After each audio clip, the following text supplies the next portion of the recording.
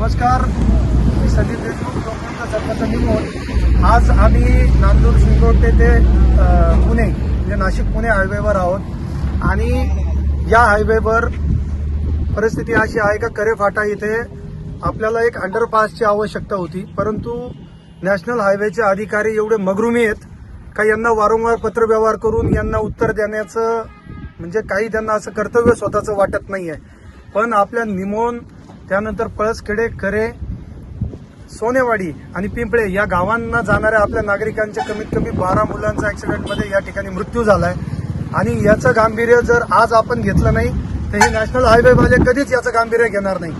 यांना त्या गोष्टीची आवश्यकता भासत नाहीये का जनता मरते, मुलं आमची मरतात, पण यांना साधा तिथं अंडरपास टाकायला अजूनपर्यंत सुचलं नाही. या निमित्ताने आज आम्ही इथे नॅशनल हायवेच्या इथे या रोडवर आलो होतो, नाशिक पुणे हायवेवर, आणि आम्ही नॅशनल हायवेलाही सूचित करतो आज या निमित्ताने की येत्या 4 तारखेला जर तुम्ही 4 तारखेपर्यंत याच्यावर निर्णय नाही केला, जर 4 तारखेपर्यंत तुम्ही आमचा अंडरपास किंवा आमच्या त्या करे फाट्यावर ब्रिज जर तुम्ही केला नाही तर खरे आणि निमोद आणि पंचकृषीच्या वतीनं इथं 4 तारखेला रास्ता रोको आंदोलन करण्यात येईल. या निमित्ताने मी सांगतो आणि सर्वांना याची सर्वस्व जबाबदारी प्रशासनाची असेल हेच मी सगळ्यांना सांगतो आणि थांबतो. धन्यवाद.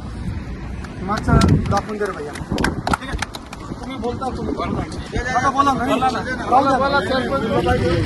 परिसरातील निमोन आणि करे परिसरातील सर्व मान्यवर आज या ठिकाणी नॅशनल हायवेवर उपस्थित झालेले आहे. बऱ्याच दिवसापासून हा जो प्रश्न होता हा काही मार्गी लागला नाही.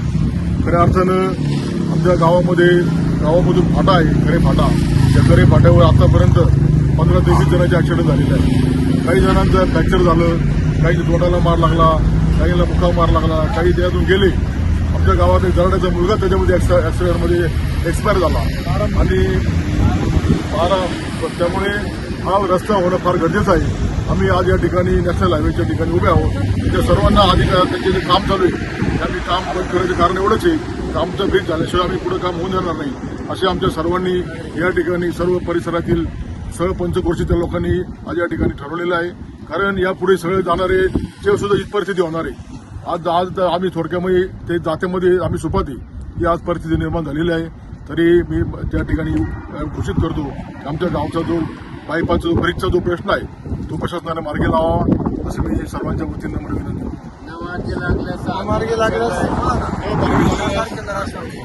मार्गी लागल्यास आम्ही 4 तारखेला रस्ता रोको आंदोलन करणार आहे. याची प्रशासनाने नोंद घ्यावी. सर्वांना सूचित करून आम्ही त्या ठिकाणी सर्व एकत्र बसून सर्व या ठिकाणी उपस्थित राहून आम्ही हा विषय रस्ता रोको आंदोलन करणार आहे. याची पण शासनाने नोंद घ्यावी.